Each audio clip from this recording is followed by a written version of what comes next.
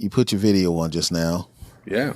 And, I'm just, you just put your video on just now, and it's like, I'm looking at it, and it's like, okay, I think Jodie's going to tell me now that he wants to say that he was with me the whole time, and yeah.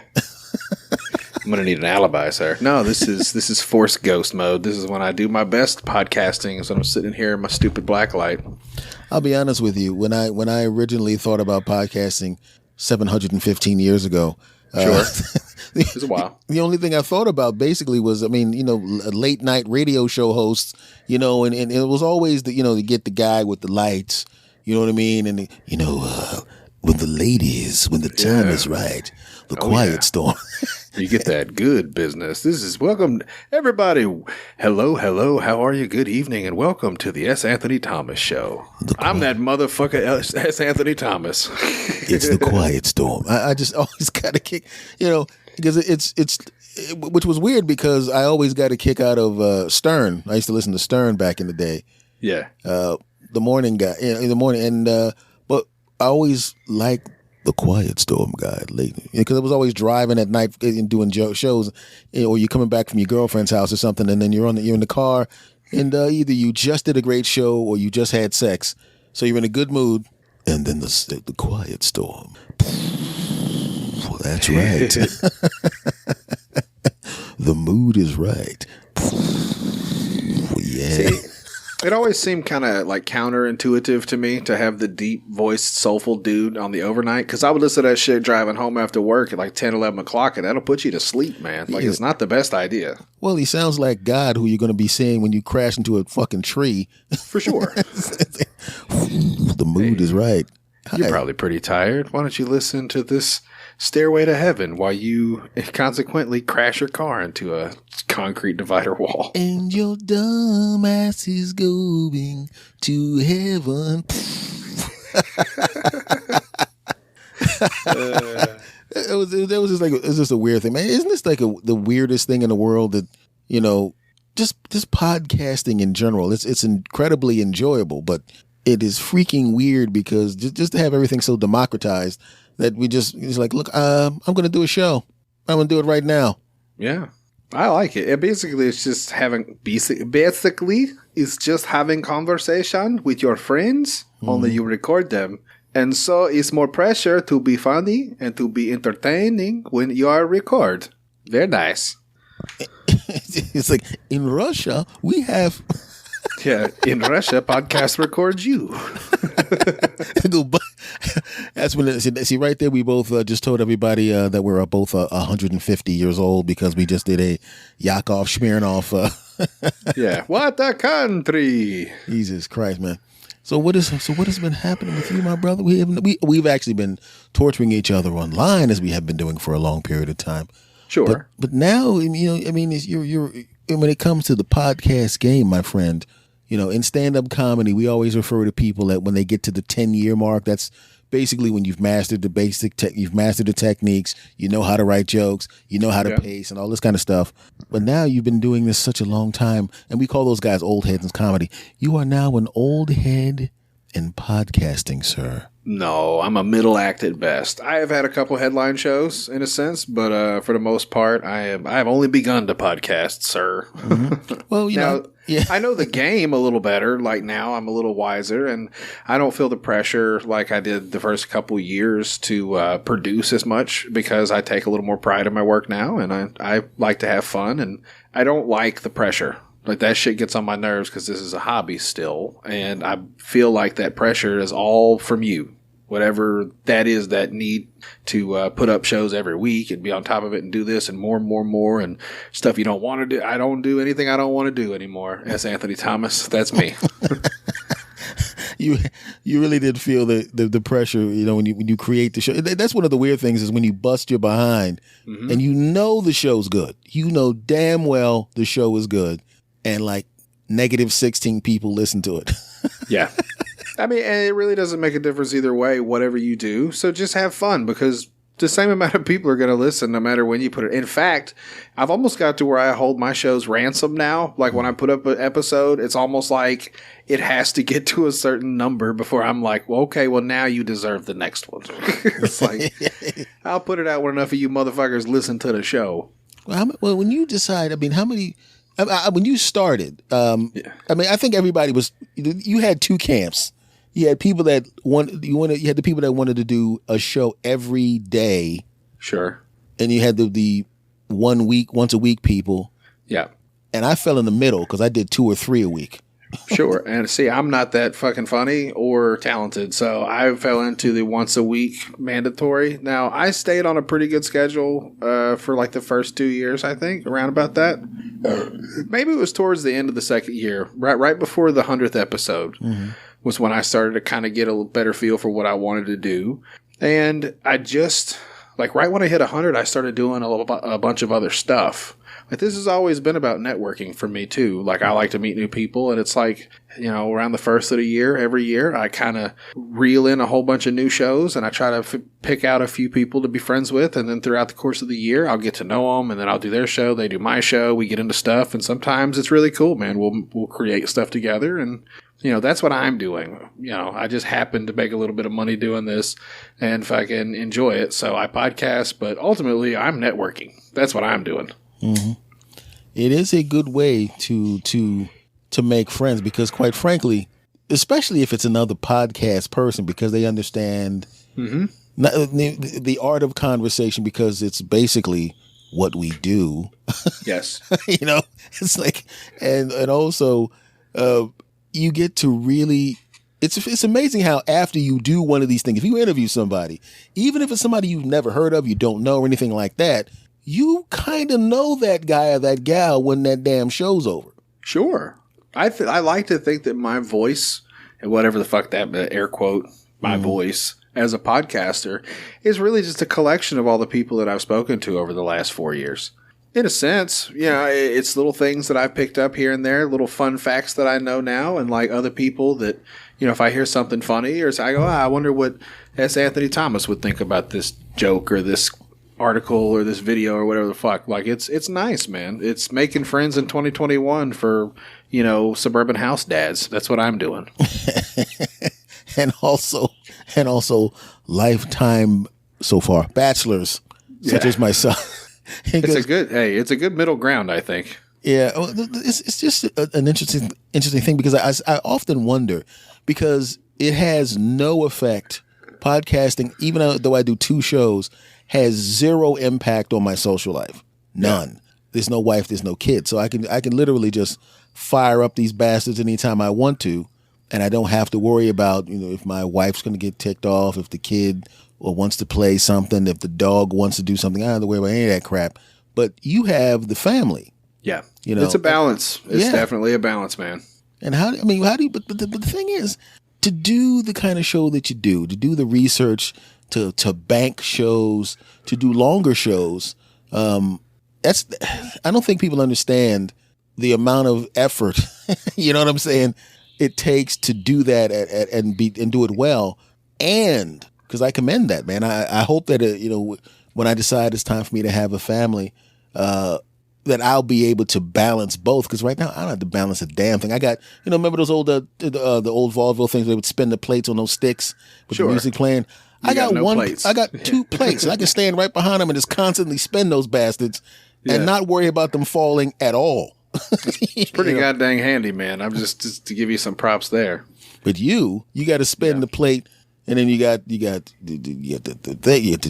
career, you got the wife, you got the kid, you got the this, you got the that. Yeah.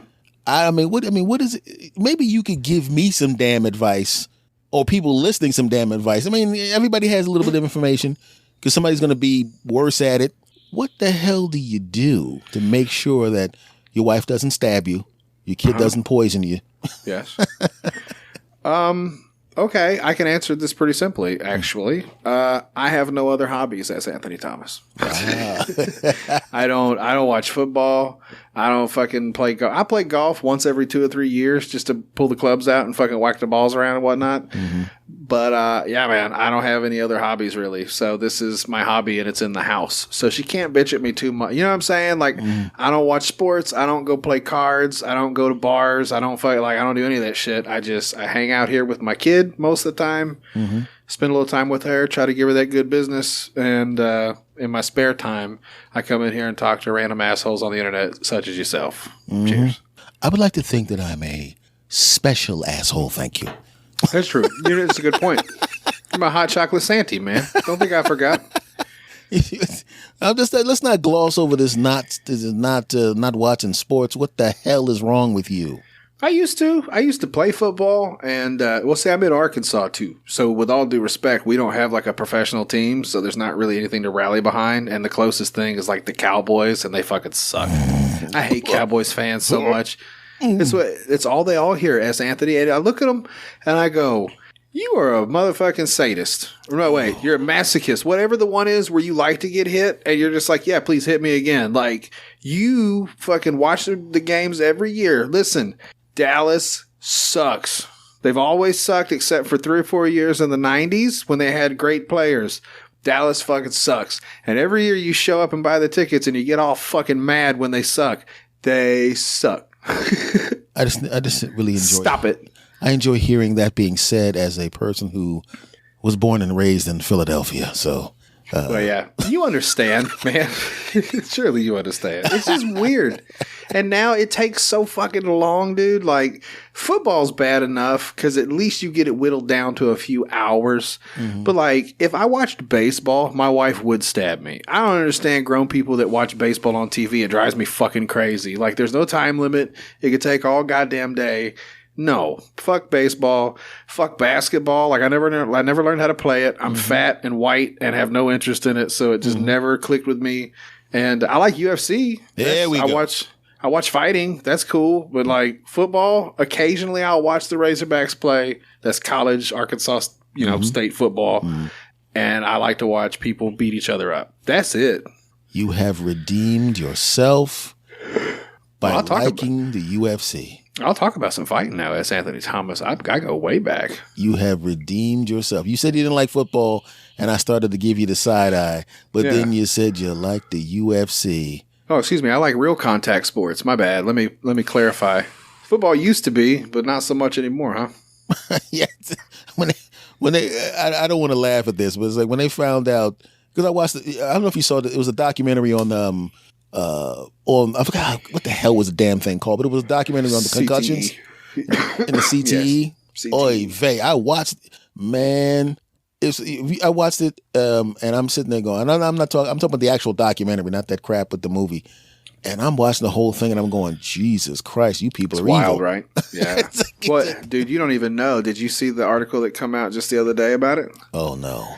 Oh, you're not gonna like this. I don't even know if I should tell you about this, S. Anthony. Yes, you should.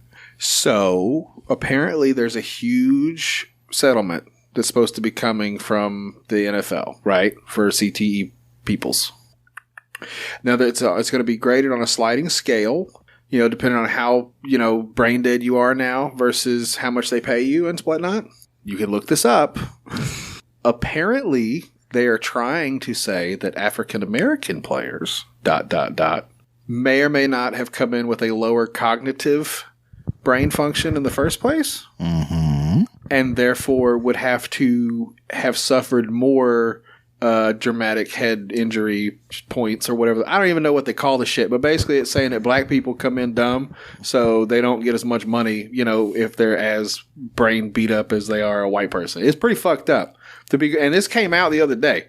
Like, this is crazy. And I heard somebody read it on a podcast the other day, and it blew my. I thought they were kidding. And no. This is an NFL thing. They're trying to put a sliding scale that basically says that African Americans come into the sport with a lower IQ capacity and therefore would require more damage to be the equivalent of a white person's brain that has been damaged. When that bubbles above the surface, when that story bubbles above the surface, especially when 70% of the players are black, I mean, I'm not trying to be that guy, but yeah, you're kind of right.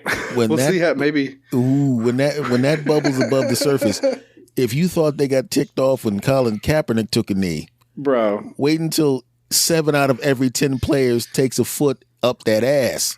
In 2021, in Joe Biden's America, the motherfucking NFL put that shit out. Oh my God. Well, they better be glad they didn't put it out even, 6 or 7 years ago. I'm just saying, like, I hope somebody got fired Monday or whenever the fuck they got back to the office and they were like, who let this, hey. Who let this come out? Who let the dogs out? Man, jeez. I'm just sitting there because it's really weird when you see people and they look normal. They look like regular dudes, regular ladies. And then all of a sudden they start talking and you're going, sweet God, this person's nuts. Who are you talking to? I'm in Arkansas. We grow crazy people here. Yeah, I was trying to stay away from me saying that. I was trying to bait you into saying it. And thank you. Can I listen? Point of order, Your Honor. I would like to present Exhibit A. I was in a McDonald's yesterday getting a hamburger because that's what you do at McDonald's, right? So I'm standing there waiting on my food like a good boy. I fucking stand back with my arms crossed. I'm just waiting on my food. And all of a sudden I see this lady come walking up from the back of the, how the McDonald's is laid out. She comes from the long alleyway. She throws her hands in the air. She goes like, quit, fuck it. I'm not talking to crazy people. Can't do it. Who wants to talk to this lady? And I go, oh shit. Like she didn't yell it, but she said it loud enough that I overheard it from where I was standing and I saw her and I go, well, I wonder what that's about. Me, I like to be snoopy. So I kind of take a few steps towards the counter so I can kind of get in on it. And so what had happened was, like a year ago when all the COVID shit popped off, McDonald's had been serving breakfast all day. Like that was one of their things. Yeah. They quit. They were like, we're not going to do that now. It's been a COVID thing since that happened. There was a lady in the drive-thru. She come up to the window at this point, and somebody else walked back there to talk to her. And she was leaning out of her car into the window saying, I want some motherfucking pancakes right now. Jesus Christ. This is bullshit. And the guy was like, ma'am, we don't serve breakfast all day. We don't have pancakes. He was like, you have pancakes in your freezer? You'll have pancakes in the morning? I want pancakes. And I was just... Wow. Have you ever had pancakes from McDonald's? Yes, I have, actually. They're not great. I'm not saying they're bad. Like, pancakes are fine one way or the other. But, like, McDonald's pancakes, they're okay. They're not go through the drive-thru and threaten a teenager for fucking pancakes good. Like, I don't know. I see crazy here on a daily basis. And if I had to bet fucking anything, I'm sure she had some interesting wild-ass opinions I could have asked her while she was poking her head through the drive-thru window. No, with those lies. She drove a Ford F-150. She looked like Dee Snider from Twisted Sister. Then or now? Listen, probably right now. I think maybe she had some demons in her life, and if I'm going to guess, she probably had some demons on her way to McDonald's that afternoon. I just imagine getting into a fight. I mean, remember when they were doing that chicken crap when they were fighting over the damn chicken sandwich? I mean, what the... Did you have you ever had one of those? Was it Popeyes? Oh, I've had so many chicken sandwiches from Popeyes. I love them, but I think they're delicious. Now I don't know if I'd whip somebody's ass over one, but they're pretty good. Well, have you had the spicy one? Maybe you might want to whoop ass over that one. I've had them both. I usually get two. But only $4. Listen, I've gotten to the point now where I'm almost a chicken sandwich connoisseur. Because, I like a Chick-fil-A sandwich. They kind of started the shit, right? And then Popeyes jumped in. Ever since then, I've had Church's chicken sandwich. I've had KFC's chicken sandwich. I've had McDonald's new chicken sandwich. I like to try them to see what they're all working with. And, yeah, man, so far there's been some okay ones. But I still say Popeyes reigns supreme, dude. They fucking figured it out. Yeah, I've had a couple of the other. I've never had Chick-fil-A anything yet. Chick-fil-A is better. Listen, Chick-fil-A is the best. But if you're going for the number 2 spot, I'm going to say it's the Popeyes chicken sandwich. I'll make a confession. I've never, what's that, Krispy Kreme donuts? Never had one. They're okay. They're just kind of like a steak. They're really good if you can get them fresh. Like, that's the kind of the deal. You don't want to get the ones at the store. You can take those home and microwave them. They'll be all right. But, if you really want the experience, You need to like go there and like stand inside and watch them make the motherfuckers like behind the glass. And they go, "Hey man, you want a donut?" And you go, "Yeah." And you eat a donut in like 2 bites. You wouldn't even think you could eat a donut in 2 bites, but a hot Krispy Kreme donut, you can get that in 2, maybe 3 tops. It's amazing how many different little tiny things, little experiences that we have that we that I don't know what is an Arkansas food or treat that just Arkansas specifically? Yeah, I mean, yeah, because there's certain things that like different regions have different. Like in Philadelphia, obviously there's cheesesteaks and all that kind of stuff. But there's something that they do there that I used to do. It's called people would eat water ice and mustard pretzel at the same time. You would literally be walking down the street eating water ice and a mustard pretzel at the same time, and we didn't think it was anything weird. You go to someplace else, like, what the hell are you? We did it in L.A. and they're looking at us like, what in the blue hell are you doing? I'm trying to look here right now. I looked up a list of iconic Arkansas foods. Because like I don't know, dude. Like, damn, what are some things? I bet you have all the fried chicken, fried catfish, a lot of fried foods down here, Delvin. We like to fry shit. Barbecue, deviled eggs, chocolate gravy. Is that an Arkansas thing? What in the blue hell is that? Chocolate gravy? Yeah. Oh, it's delicious. It's like melted chocolate chips that you put on a biscuit. Okay. Yeah, it's real good. It's like instead of a donut, you get like a semi-sweet chocolate salt. Like you basically melt chocolate with butter and on a stovetop, and then you drizzle it over a fucking biscuit. It's real good if it's like fresh. Okay, see, to me that's a small chocolate cake. I mean, yeah. I mean, we're gonna have pretty fat stuff. We're right next door to the fattest state in the country, so like, we like fatty stuff. It's just really weird. Every time I go to a different state, city, my first thing is, okay, what's your food? What's your, what's your famous sandwich? What's your, No, you're right. I mean, that's a good point. I'm trying to think, and I'm at a loss. Like, we kind of have a little bit of everything here, and you can get good whatever, pizza. if you go to the right place. You can get good pizza here. It's going to be kind of tough because most of our shit is chains. But I've definitely had some good pizza from around here where they like throw the dough around and do all that shit and actually make a real nice pie. So, okay, cheesesteak. There's a place in walking distance from here. Now, you're from Philly, so this is going to be a little different for you.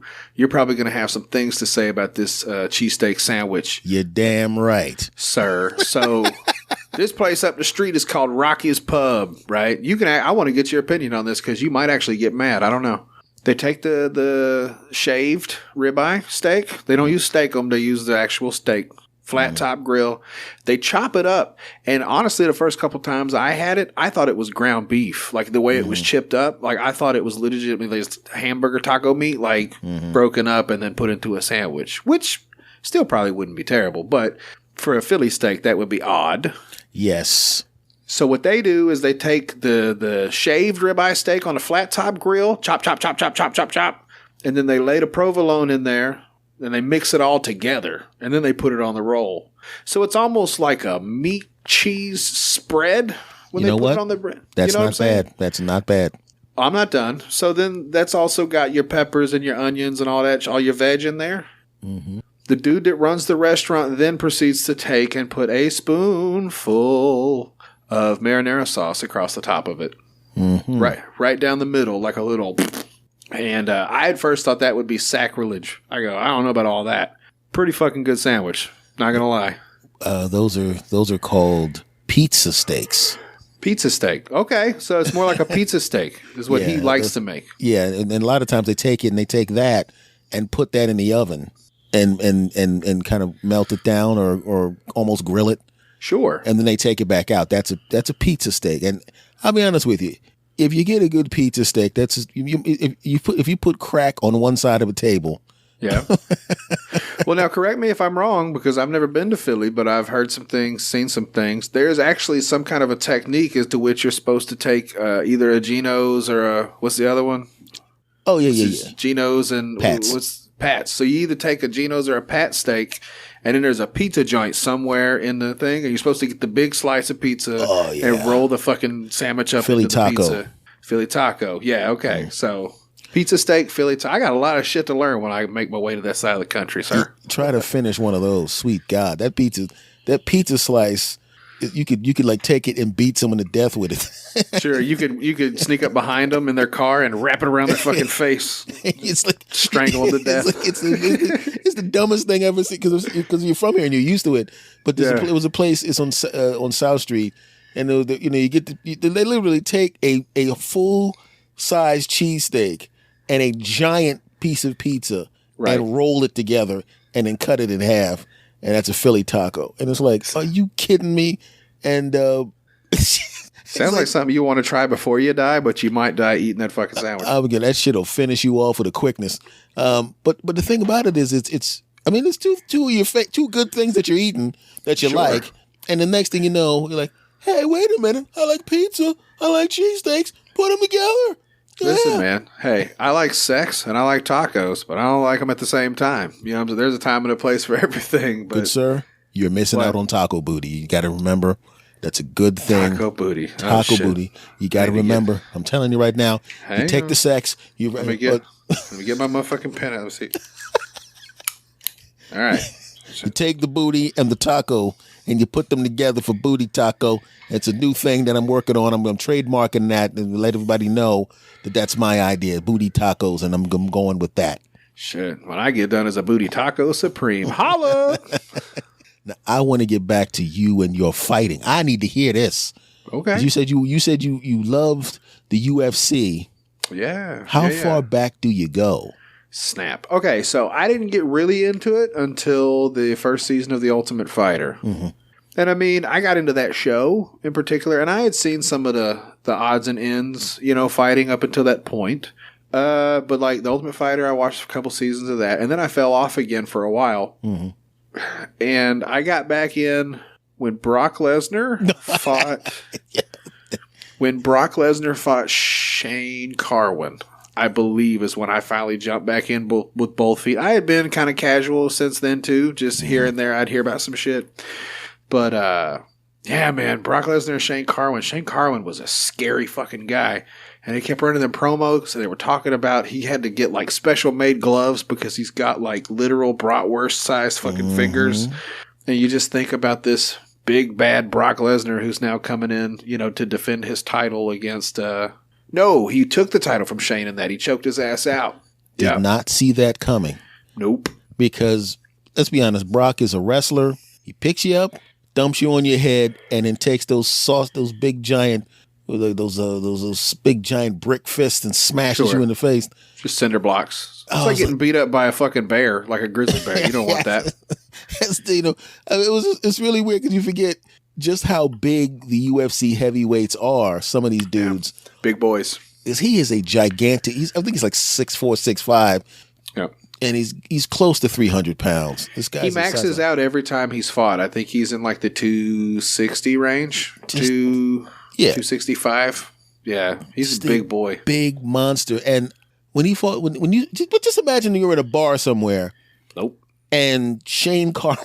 I don't want no parts of that. And Brock Lesnar are getting into a fight at the next table. Yeah, I'm leaving. I'm just gonna take my fucking drink and I'm out. I don't want no parts of it. Have you ever actually been in a bar when the fight breaks out? Yes. Oh, this is a great story, dude. I haven't told this one in a long time. Mm-hmm. So the first Halloween that my wife and I were together, okay, we go to a place called the Electric Cowboy, and we don't really do bars. Like, that's not a big thing. Even now, to this point, we've been to maybe 2 or 3 together. Mm-hmm. This is our first experience with that. I dressed up like Two-Face from Batman because, with the whole getting shot in the face thing, like I got like scars and whatnot. Mm-hmm. So it's like that's always been a fun character I wanted to do. So I made this real nice suit. I like burnt it up and made it all, got some makeup on my face. I was looking straight in my Two-Face costume, right? Mm-hmm. So we're standing there. It's a lot of people, just so many people, man. And I've always been kind of weird with personal space. Like I get uncomfortable as shit when I'm elbow to elbow with people. So we're standing there, and I hear a commotion. You ever hear a commotion over your shoulder? You're kind of just shit getting knocked around, and you kind of look over. It's 2 white guys fighting, pushing. Not really fighting, but like shoving. Doing the whole pushing into shit and falling over by the pool tables, which is pretty good distance over there. There's people between us.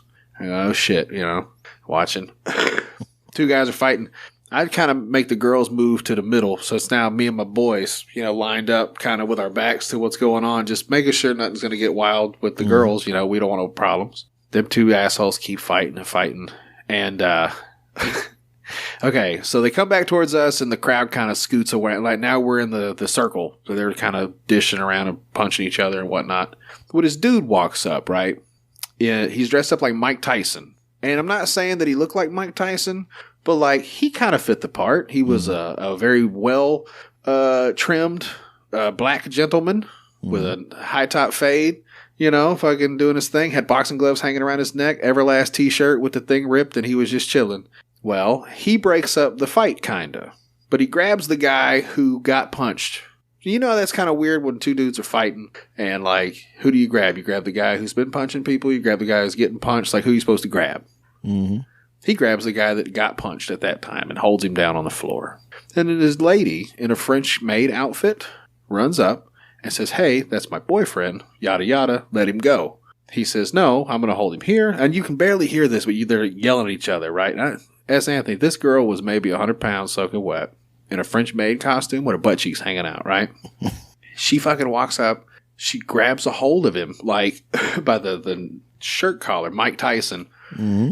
And she says, "Hey, motherfucker, let him go." Whatever, this, that, and the other. Homeboy tries to get up off the ground. He gives him one right in the face. Book. Puts him back out on the ground. She starts punching Mike Tyson in his head as hard as I can only imagine. She was coming from the attic with him, like way up over her fucking head, and just coming down and socking him right in his fucking ear. Just bam. She was hitting him so hard, like her body was lifting off the ground when she made contact. Like her feet were coming off the ground. She just, boom, bam, hitting him. He took about 3 or 4 of those.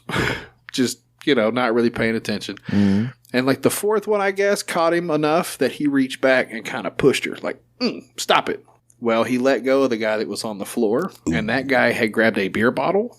And when he pushed the fucking chick off, homeboy came up with that Bud Light bottle and in the club lighting, like I saw it was like an explosion. Just shit went everywhere. So here it is. Here's fast. They start scuffling. Chick punches it. The hardest I've ever seen a woman punch anything. Like just pap. Pushes her on her ass. Glass flies. Oh shit. So the black dude maybe got like to his butt. Like he didn't even get knocked out. He just fucking sat back on his ass and got back up to his feet. And the other guy was like, wait. Because he just had exploded a beer bottle across this dude's face. Like surely he's going to get his ass kicked now. Mm-hmm. They drug his ass outside. And I don't know what happened. I'm sure they all went home, whatever the deal is. But, like, he was a security guard. He was one of the off-duty bouncers that was roaming through the bar. So after they subdued that gentleman, I'm pretty sure that the rest of the peoples gave him a little bit of a tune-up. Yeah. They played drums in the back. For sure. They had to. I mean, dude, he was being so aggressive. And it's just like, man, sometimes you got to know when to take the car out of gear. Because homeboy didn't want any pieces of this dude in the first place. Mm. You know what I'm saying? Like, he could have literally probably torn his head off. But all he was doing was holding him down. Like, hey, dude, stop it. No, don't go nowhere. And he gave him one little love tap. Just a little, hey, get your ass back down there. Mm. And then old girl started ear-holing him. It just, one thing led to another. It was so fast. Those are some of the most dangerous places I have ever. I've actually been more afraid of being in bars than many other things because I've been to so many bars. I've been in obviously thousands of bars over the years, and it's one of the things where how can I put this? Have you seen those poltergeist movies when the ghost shows up and just tables explode into the air and they go, "Oh God, the ghost is here."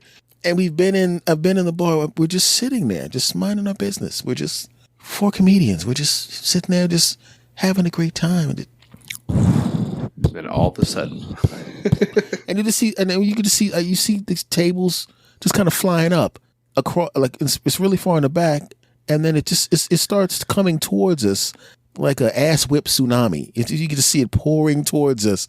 Yeah. And we're going, oh my God. And we're like, and when you see a fire jump from one building, skip a building, and hit the next building, So the ass whip tsunami is coming towards us on the right side. And apparently a little bit of the ass whip fire jumped over us to the people by the front door. Oh, damn. So now they're fighting. So this fighting on both sides of us. Crossfire. Yeah, I was sitting there going, oh, shit. But the bad part about it is you literally had no choice but to drop dudes just to get out. Sure. You know, hey, listen, let me tell you something. This is everybody. I understand most people probably think white people can't fight. White people mosh pit for fun. Don't you ever forget that. Like, there's a certain breed of white people that will just jump in a pit and start elbowing and uppercutting and kneeing and fucking shoulder tackling everybody just because, and they love that shit. And these white people are my friends. You want to talk about boxing and shit like that? You probably have the advantage. If you want to square up and go fucking fist out, you can do that, and you'll probably take that one down. But if you want to go in the phone booth in a crowd of people, white people get squirrely as fuck. I'd never seen, because the thing is, I'm used to dudes when you would get in the street, you'd crack each other a couple of times, and when it became apparent that someone was was winning. Yes. You kind of just stop. It's like you made your point. You know what I mean? It's like, let them fall over. Yeah, let them fall down, and yeah. you say, "Hey, dude, don't let me catch you doing whatever the fuck you were doing that led to this ass whooping in the first place again, or you're gonna get some more of that ass whooping." And it's sir. And I'm in the bar, and you know that little spike that when they take the tickets and they just kind of slam them down on the bar, that sharp little piece of metal where they drink tickets, they slam them down there. Oh, yeah. The little note keeper, the little pokey thing they put yeah. And I'm sitting there going, and I'm watching these people. There's hitting, meaning I'm mad at you, and I want you to understand that you've offended me, and I want to make sure that I mark this occasion with my fist in your face to let you know, don't do that again. And then there's, I don't not only want to kill you, I want it to hurt as bad as possible, and I'm enjoying this. And that's the kind of ass whipping that is going on around me. And just like you said, there's a certain group of people that knocking you on your ass is not enough for them. No. It's not enough. And even if you've beaten a guy senseless, it's not enough. And you see a guy picking up, he went and got one of those things, he puts his fingers, sweeps off all of the tabs of the tickets, and he grabs the bottom of it with his hand, and he's heading towards a dude. I don't know that. Shank now. Yeah. Yeah, he's already whooped the guy's ass. I mean, this crap is over. I mean, I've seen, those fake WWE ass whippings when, they beat the guy with 8 dudes stomping on him or something like that. It was like that, but in real life. And then everyone else is like, well, we whipped his ass enough. This guy's like, nope, haven't killed him yet. So he goes, Devon, get the table. He's like, 3D. Oh, my God. He picks it up and he's going to go stab the guy. Now, I don't know the guy. I've never met the guy. I'm trying to keep people from beating my ass. But I was like, I can't let this dude murder this dude. I can't. And I'm sitting there going, if I grab this thing, he might aim this at me, but I can't let him kill this guy. I don't even know what the dude did, but whatever he did, he doesn't deserve to have this poked through his forehead or jammed in his neck. Listen, that's too long, man. That's too much metal. Like, that'll go all the way through a cavity, man. You don't need that. Yeah, I mean, and this guy was, you could tell that this guy, I don't know, maybe he might have been some kind of training, because the ass whipping was just too efficient. This wasn't boxer ass whipping. This was, I've beaten people in the street. Maybe he was the kind of dude that got paid money for hurting people because he was too efficient. Too good at it, yeah. Yeah, it's just he's hitting all the right places. He's twisting the right things. He's up. He's throwing elbow. It's just he's too efficient. And I'm going, do I grab this thing or do I just let him stab this guy? Because there's a good chance.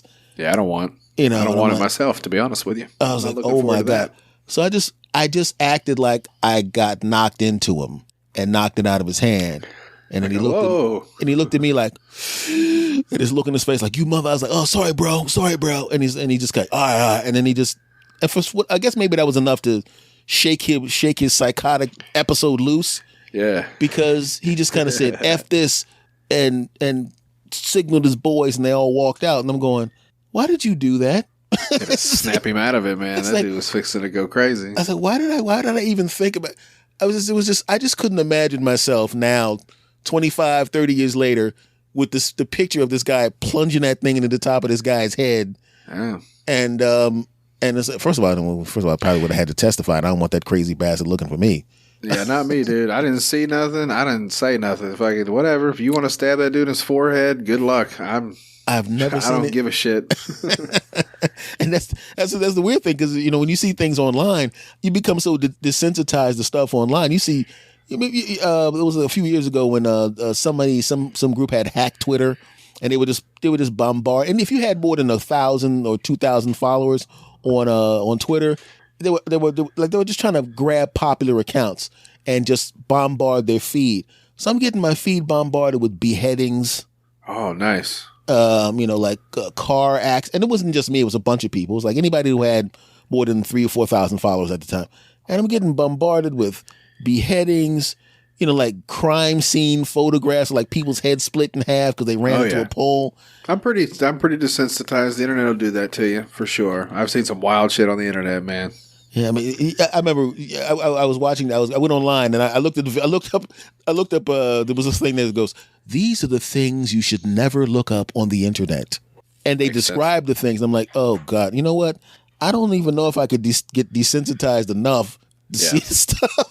Oh man, I've ran the gauntlet. That was the one I heard about a couple years ago. It was like a big thing. It's like the dozen of the worst of the worst videos you could watch on the internet. And had you seen any of them before you saw the list?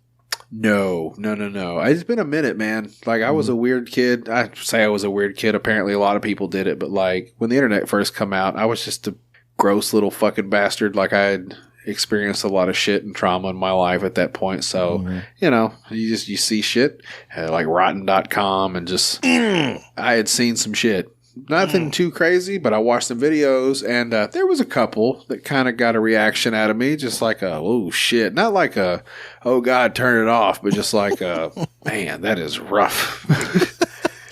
I will say this. The final video was a hard left from what I had seen previously, and it actually almost made me throw up, which is pretty hard to do. But I've got a really weak gag reflex to certain things, and they just happened to have my number on that one, and I was like, oh my God.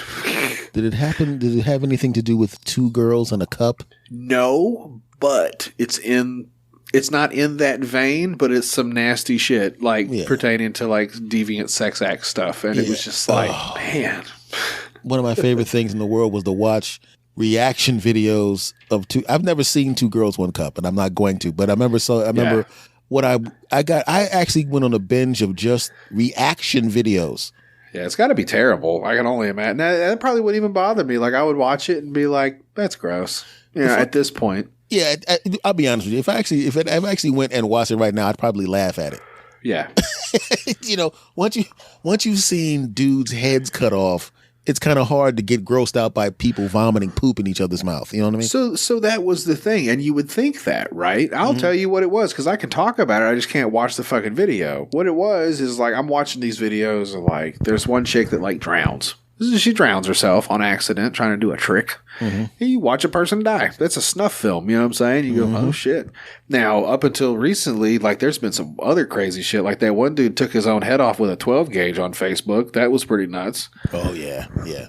But it was stuff like that, like one guy, one jar, or whatever the thing where he just puts a jar in his ass and breaks it and whatever. Like that's terrible. Whatever. Some guy.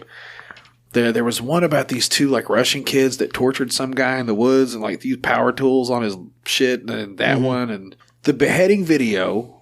I had seen kind of some of that shit, but that one was really rough because when it started, like I never actually watched one all the way through, but you see the shit where they're like sawing some guy's fucking head off, and you're like, this is terrible. Yeah, it's really it's really weird because it's the scariest thing in the world when. Sure. You realize this is it. Yeah, I'm saying that's the thing. It's like when you the scariest thing is not just the video, but when you sit there and you're looking at it. And I remember I was eating something. Yeah. Oh my! This is going to sound corny. You're gonna think I'm making it up. Here we go. Not. So I was eating pasta with extra red I was sauce. literally eating spaghetti and freaking meatballs. I was because I had made it myself, and I make it. See, my Italian friends are going to get pissed off at me.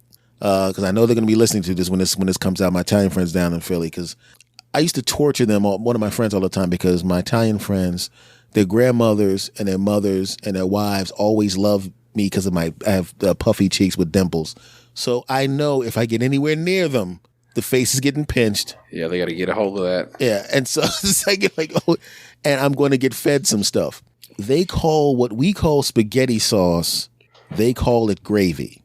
Oh. And they're really serious about calling it gravy.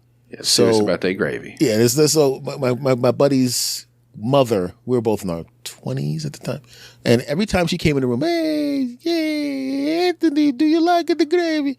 I go, Mrs. I forgot her name, but Mrs. Whatever. Yeah, it's the greatest gravy of all time. And it was awesome. I mean, just this woman knew what she was doing. My boy, we broke each other's balls all the time, and I know how to make him mad because he'd never hit me, but he'd get mad, so she'd walk out, and I'm going, I'll tell you right now, man, your mother makes the best spaghetti sauce. It's gravy. Like I said, the best spaghetti sauce is fucking gravy. You can't even get upset. That spaghetti sauce is top notch. Hey! Oh!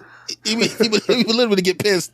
And I would do it to him every Stop talking about my mom's fucking gravy. Every chance I got. If I saw anyone eating spaghetti sauce, I would call it spaghetti sauce in front of him, and it would drive him nuts.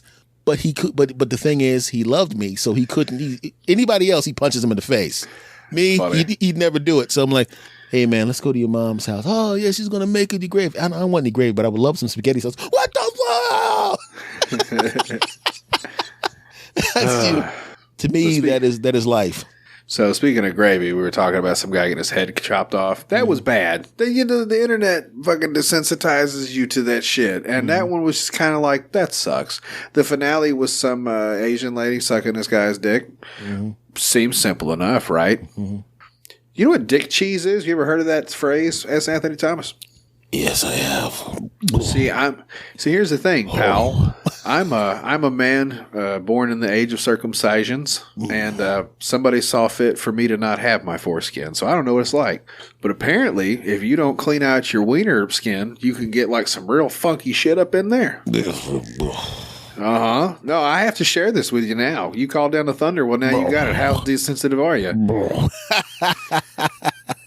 Listen, all I saw was him pull that shit back, and he had some funk up under there. And this poor girl, she must have been like a hooker or something. She was not happy about it. He was just like, here you go. And she was like, and just, dude. I said, it could have been completely fake. Like, none of it could have been real. That maybe they just took some cottage cheese and put it up under this dude's foreskin. But all I know is when he pulled that shit back and she was almost crying, like, I literally got smell-o-vision and I gagged in my fucking mouth. Like, I was just like, oh my God. Yeah. It's the first time in a long time that I've seen something that made me gag. Like, normally it smells. I think in that moment I had like some kind of a weird inception of like funky smells mixed with visual shit, and I was just like, make it stop. Oh my God. Well, I got to be honest with you, I'm glad I got the chop myself.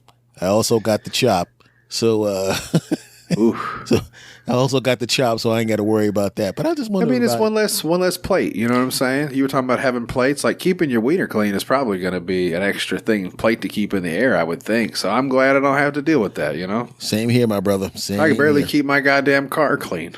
I'm glad. If I took a picture of my Camry right now, you'd be going, did you wipe birds' asses across the top of that thing? Like, I've been trying this new thing to keep my car clean. I just grab pigeons and wipe their asses across the top like a glass chalk. Just I can't, because the thing is like people go, because my car is under my tree. It's literally under my tree. So it's and the birds. I love when the neighborhood cats show up. Sure. Because when the cats are showing up, cats are gangsters. The birds are the hell out of there. Yup. I'll take cat pee on my back driver's side tire any day of the week over 17 birds going, let's empty our asses on S. Anthony's roof because sometimes I come out and I'm like, oh my God, really? I'm nowhere close to buying like a Bugatti or something because I ain't got that kind of money, but it is something that I do find funny when I go for my line of work. I work in tire shops, so I see a lot of cars. Sometimes I see exotic cars, foreign cars, Bentleys and all kinds of, Rolls Royces and whatnot. Beautiful. I love it. There's no way that I could have $100,000 car and not keep a shotgun in the trunk in case a fucking bird happened to shit on it, that bird's going down. I don't give a fuck if I'm at your mama's house in the driveway. If a bird shits on my Rolls Royce, like that bird's got to go. Just if I had motherfucker. If I had a Tesla in front of my house, I'd set that tree on fire. I'd be like, put the car back there for a minute. So it's probably a good thing that I drive a Civic, because I don't have to worry about bird shitting on that. But that's why I'm glad I don't have an expensive car, because I just feel like that's the kind of rage it would bring out of me. Well, you're talking to a Toyota Camry owner, so. The mighty Toyota Camry. You know what the funny thing is? I forgot that I used to say that all the time. And I was just talking to J.M. Brady. He was the last person I talked to. And he was talking about when somebody runs up on him that listened to his podcast. And I had that happen, but I didn't realize how many, quote, catchphrases I had. Oh, I got a good one for you, sir. As a matter of fact, since you brought it up. Mm-hmm. I have it in my notes here. I don't know. I had a couple notes. So now listen, I've listened to a few episodes of the S. Anthony Thomas show, which is nice when you have guests and stuff. But I'm a big fan of S. Anthony Says. Mm-hmm. And excuse me. Mm-hmm. How? Hey, let me get in here real close to the mic. I gotta talk some serious business with you. Hey.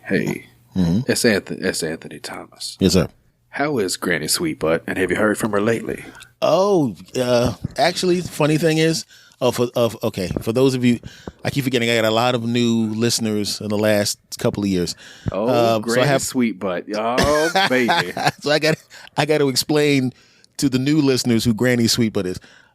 There was a lady at a supermarket. I didn't realize she's literally like a year older than me. I thought she was way older than me.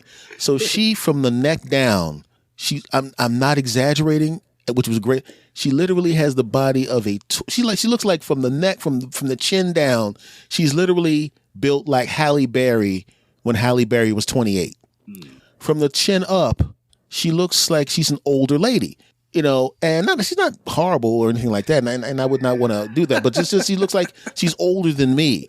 So she looks like the dilemma. No, I've seen that before. It's like when you see a chick in the thing, you're like with a real nice rack, and then you get a catch of her face, and you're going like, that woman is at least 85. God damn! I'm telling you, I thought old titties. I thought this woman was. I thought this woman was like 68 years old or something like that.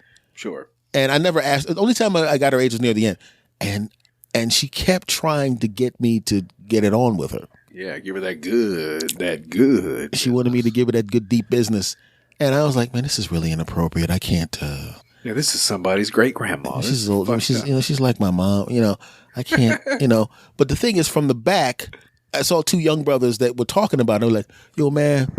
Yeah, man, look at that girl right there, man. You know what I mean? What about you? Yeah, man, you know what I'm saying? What'd you do? Man, yeah, I'll tear that up. You know what I'm saying? I'll tear that up too, baby. Then she turned around and they're like, hey. Whoa. What up, Aunt B? Hey, hey. And they were like, hey, missus. And then they said her name. And I used to get a kick out of it because I didn't know who she was. And I saw her walking down the supermarket and I was like, that is the most incredible body I've ever seen. She turns around and as she's turning around, she's holding something up in front of her. And I'm like, oh, my. I said, I felt guilty. I was like, dude, you can't be looking at this young girl. She's got to be like 24, 23 years old. You're like 49 or something at the time. I said, I can't be looking at no girl that young, man. Then she took the thing down. I was like, okay. No. And like I said, she's not a bad looking woman. It would be just like if I had the body of somebody who was 22 years old and my 52-year-old face was on it. You know what I mean? And they would be looking at me like, what the hell is with that dude? And so she kept, and I was so tempted. I kept looking at her. I said, she is kind of cute, even though she's older than me. And I was like, there was a part of it that was like, I'm going to take this woman home because she's begging me I'm going to give her this good business. And I just couldn't do it. I was like, the part of me, it was like 90% of me was like, are you crazy? 1% of me was like, you crazy if you don't. I have seen Granny Sweetbutt recently. Excellent. Once again, she was trying to get me to give it a good deep business. And I'm like, I can't do it. And then she told me I don't know if she's lying about her age or not. Here it is. Let me hear it. Lay it on me, man. I don't know if she's lying about it. And she goes, I can't say what she said, but because but the thing was, it was because I'll identify her because she's very distinctive with the way she talks, and but she was making it very, very clear that she wanted me to give it a good business, and I was like, I have a girlfriend right now. I don't have a girlfriend right now. I have a girlfriend right now. I can't do it. Right. And but it's like my one of my nephews laughed at me, but he goes, damn well you want to go over there and give her that business. I'm like, yes, I do want to go over there and give her the business, but I'm not going to do it. No, the problem is you're worried she's going to give you that business. You know what the funny thing is? No, tell me the funny thing, because what it sounds like to me, listen, my buddy got divorced a few years ago, and he said that he met up with an older chick that he met through Tinder, because understand, he's been married for 10 years. He doesn't know anything about all that business. So he got on Tinder and was like, I'm going to fucking try to meet somebody. Fucked around, got this lady who was real sweet on the first date, met up, this, that, and the other for coffee. They went bowling. They had dinner. Everything was cool. They were being cordial. Then they stopped at Starbucks, and she offered to suck his dick in the parking lot. Okay. He was like, what?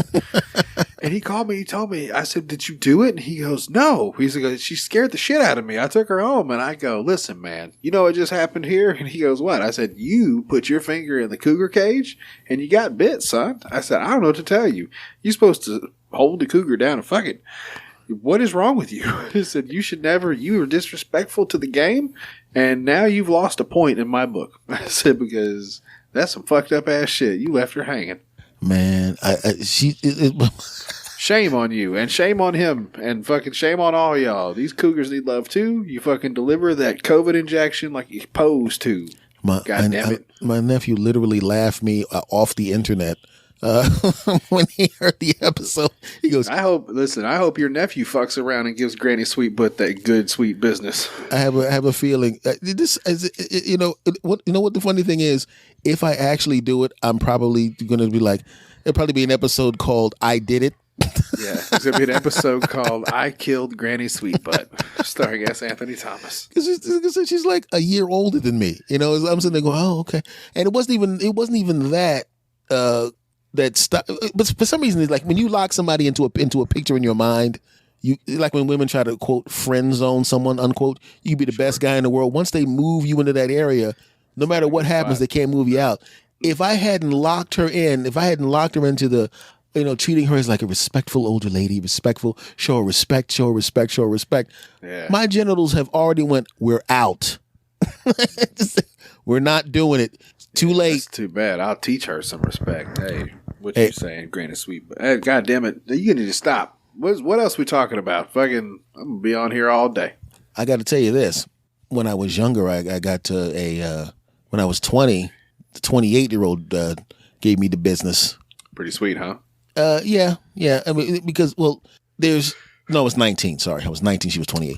When you're 19. For older chicks, man. So you don't know what the hell you're doing. You're just glad to be there. 28-year-old women, when you're a 19-year-old, it's like they trash talk you while they're doing it. Sure.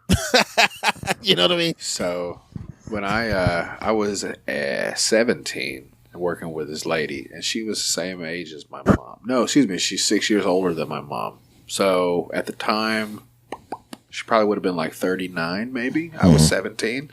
I was trying hard. Because she had a niece that worked at the pizza place I worked at, too. And, we all were just basically trying to holler at fucking the niece, But then, she was fair game, too, and nobody was giving her as much attention. So I was just like, what's up, girl? Shit, fucking around.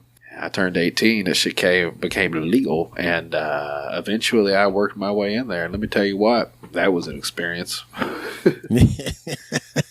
It's just, and people, if they listen to this, they're going to think this is just dudes talking. She hooked me for 4 years.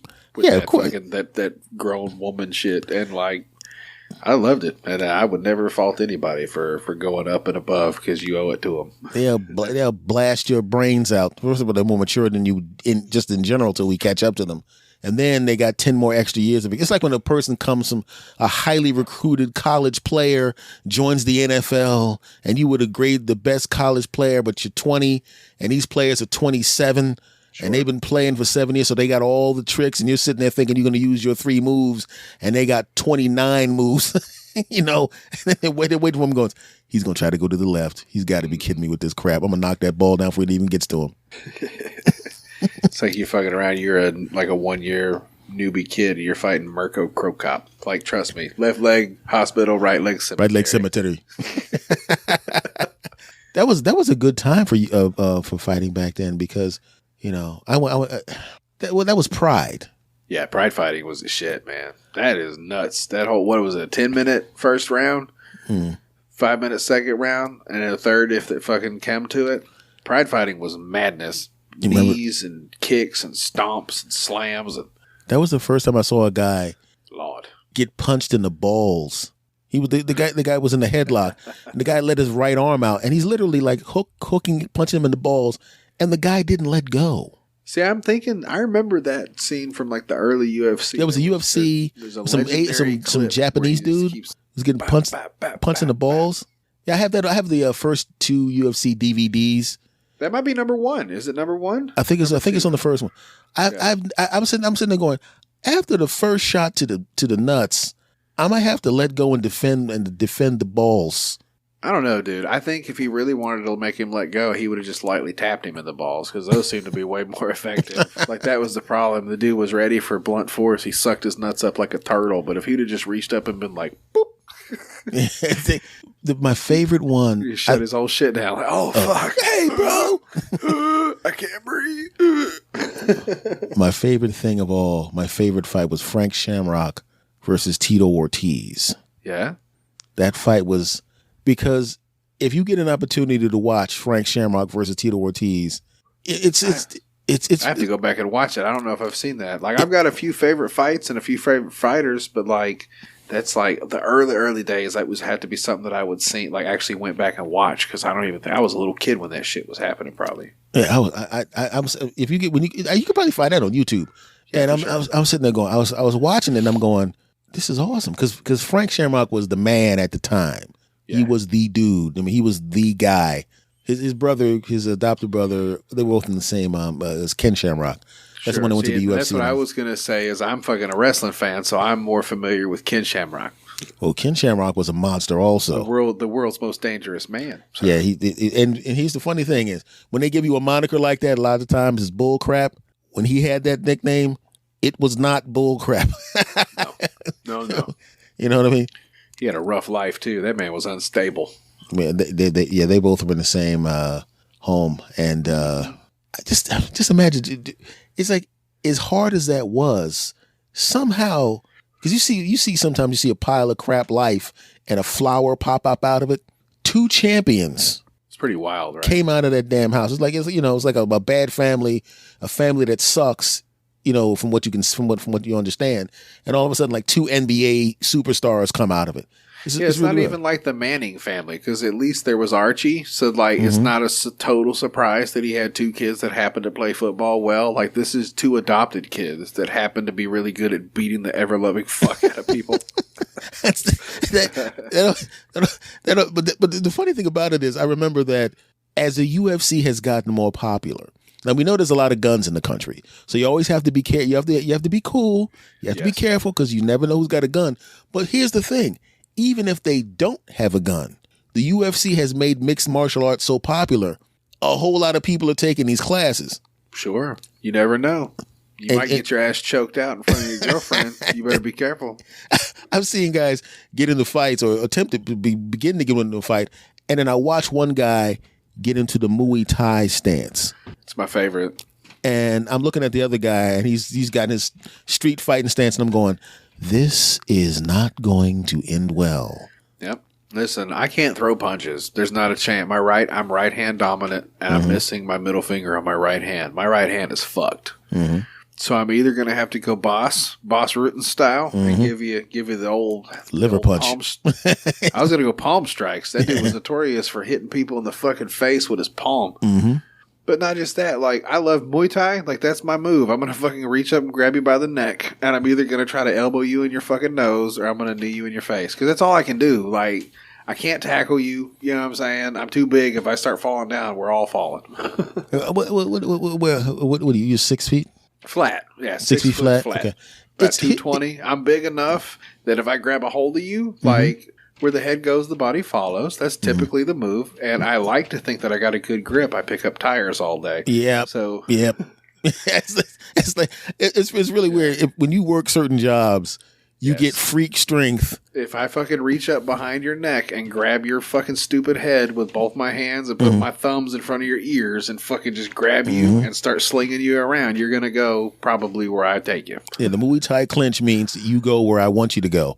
Correct. Because here's an example of somebody who has freak strength. Obviously, some of it's genetic, but some of it is just a fact of the job that he had. Hey, Francis Ngannou. I'm not a bad motherfucker. I'm just saying, like, I've built up my arms and shoulders enough that I could probably swing you around if you're not also a person who does that. Yeah, I mean, Francis Ngannou used to dig fucking sand out of a pit all day. Every day. It ain't like they had benefits and they could take time off. S. Anthony Thomas, have you ever had a pet die? You ever had, like, you're a little kid, you have a pet die, like a dog or a hamster or something? Yes. And you're like, hey, you know what? I like this pet. I'm going to dig a hole for it. And you get out in your backyard with a shovel. And I don't know, you get about, 3 inches into the dirt. And you're like, man, digging a hole fucking sucks. Like, Francis Ngannou used to dig a hole in sand. Probably not even with a whole shovel. Like, maybe just like a little baby shovel or like one of those bullshit little trench shovel shits. All day long for a job. When they have to break up the rocks, too. Ugh. So, they say they have to break up rocks with hammers all day. And, I mean, because I've seen, this sounds like a weird thing, but I like to watch videos. You're a Muay Thai guy also, so I'm assuming, and I'm assuming you've done this too, and I do this several times a month. Go on YouTube and look up Muay Thai knockouts. I've seen a few, yeah. I love watching those videos. Think that people literally will sit, like, that's a thing in Thailand. Like, they just go to, like, dinner and a movie, like you would go see a play, but it's actually just grown men kicking the ever-living shit out of each other's faces and punching each other. Just sitting right up by the ring and shit. Like, they're just like, yeah, it's just cool. If I ever go to Thailand, I'll probably be one of the few Americans that go to Thailand to actually watch the fights. I know what the rest of those bastards are doing. Yeah. Me, hell no. I just want to watch fights. I don't know what the rest of these nutcases are going. And I watch those, and when they hit each other with those elbows, it's like the most sickening type of knockout you could possibly see. It's a thunk, like kind of like when you pat a watermelon to see if it's fresh yet. Like that sound! Fucking it, like, and just the sound of an elbow just bloop, smacking off a forehead, and it's like, it's like the body moves in a weird way because of the angle that the elbow is coming and the spinning kicks and the spinning elbows. Spinning elbows are the scariest thing in the world right there. Yeah. God Lord. It's like somebody swinging the back of a hammer at your face. It's what makes John Jones so fucking scary. And I've said this before. I say what you want about his criminal past. He's not a great guy. He loves cocaine. I get that. I like cocaine. It's fine. But he's probably one of the baddest motherfuckers I've ever seen do it. And I think the first time I ever saw it was when he pieced up Rashad Evans. He used short elbows because he's got like 3 feet reach. Mm-hmm. His reach is 36 inches. That's 3 feet from the tip of his finger to his shoulder. Rashad was trying to fucking keep his distance and measure him out, and John was he would hit him with his glove and then fold his arm in and then just pow, just hit him right in his goddamn cheekbone. Just bap. Like, how many times can you take? I would take maybe 2 tops. And after the first one, I'm really going to be thinking about whatever the shit I got elbowed over must be really important. Like, give me one of those. I'm going to be like, hold on. I mean, like, she did say some, my wife, I get it. Sometimes she's a bitch, but like, fuck. Yeah, she needs to learn how to shut up. Like, you can't. How do you run the hell out the building? His elbows will change your life, dude. And John Jones is throwing some of the sickest fucking elbows I've ever seen. He damn near choked Lyoto Machida to death. Like, yeah, I saw that. That was, you lifted him off the ground and just let me fold you in half right here and just lean into it. And it was almost that was almost over. Like, as soon as he locked his hands, that shit was over. Some people have killer instinct, man. I guess that's the point. Francis Ngannou has it. Israel Adesanya guy, he's got it. And there's a few other people too. I used to like Kevin Randleman. Kevin Randleman would kill you. Jesus Christ. He even had the gladiator draws on when he The Monsterplex. That's one of my favorite highlights of any like MMA thing I've seen. He picked Fedor Emelianenko up over his head, and all 500 pounds. Like, dude, they were both fat as fuck at the time. Mm-hmm. That had to have been 400 plus pounds of body just dropping on his head, and he still lost that fight. Like, Fedor rolled his ass. Yeah, that was right the funny. When he hit that ground, I was like, that shit's over. He should have listened. I saw Owen Hart drop Stone Cold Steve Austin on his neck in 1996. Steve Austin probably walks around about 225, and he got dropped down on that stack of dimes he calls a neck. He spent a whole year with a bruised spinal cord, couldn't even wrestle, and fucking Kevin Randleman dropped Fedor on his head with all of his body weight too, and he tapped him. I think he rolled over, put him in a Kimura or a shoulder lock or a he fucking. Cage fighting is the craziest thing, man. Yeah. That's why I love it. Everything can change at the drop of a hat. If you go and watch the highlights of the knockouts of Francis Ngannou, yep. Watching those knockouts in slow motion is almost as bad as those snuff films you were talking about. He'll change your life. I remember he knocked fucking Alistair out real bad. Oh God, that's the word. Jesus, I thought he killed him. You know, and we talk about the killer instinct. Can I tell you, like, the most killer instinct thing I've ever seen? Mm-hmm. Bigfoot Silva versus Cain Velasquez, the first fight. Mm-hmm. Mm. Remember how that went? Come on, it was brutal. It was one of the most bloodiest fucking things I've ever seen in a UFC fight. Because what had happened was Cain lost his title, I believe, to Junior Dos Santos. Mm-hmm. Dos Santos slept him with a fucking one of his big punches, and he lost his title that he took from Brock Lesnar when he kneed him in the face. Brock Lesnar still has a scar on his face from what Cain Velasquez did to him when he come in saying nobody alive can beat Brock Lesnar, and Cain grabbed him in that Muay Thai clinch and kneed him right in his fucking cheek. So Cain lost to JDS, one punch knockout, slapped him, book, and this is his getting back to his championship fight. Mm-hmm. Bigfoot Silva, Antonio Bigfoot Silva. He looks like a fucking Neanderthal. His chin comes all the way down to his chest.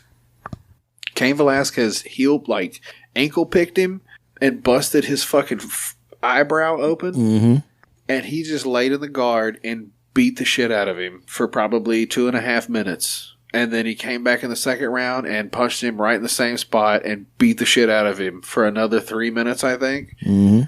When Cain got up, he was covered in Bigfoot Silva's blood. Yes, it's just...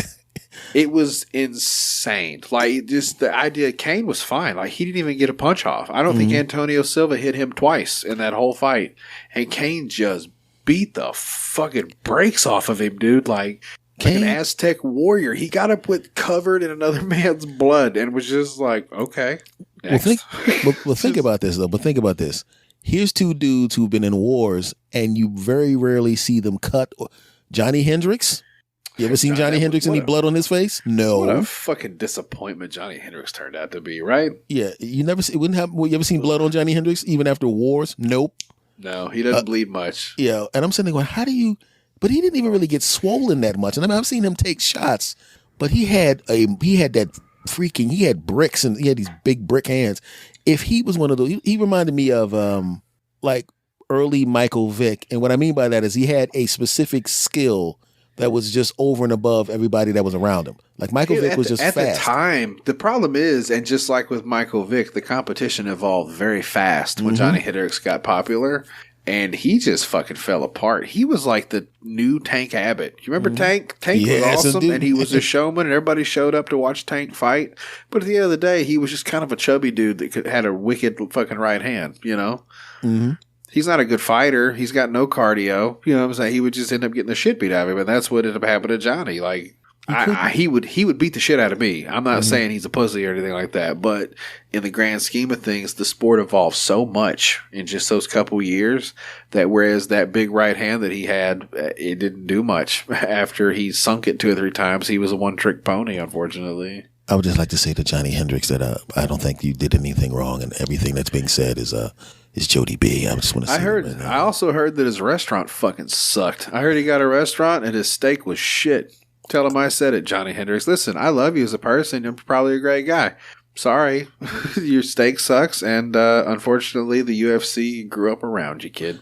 I would just like to say to Johnny Hendricks that this is S. Anthony Thomas, and I heard that I heard your steaks were incredible. And Jodie doesn't know what he's talking about, and I just want to put that out there right there because, there's a good chance I might run into you, and Jodie won't. So,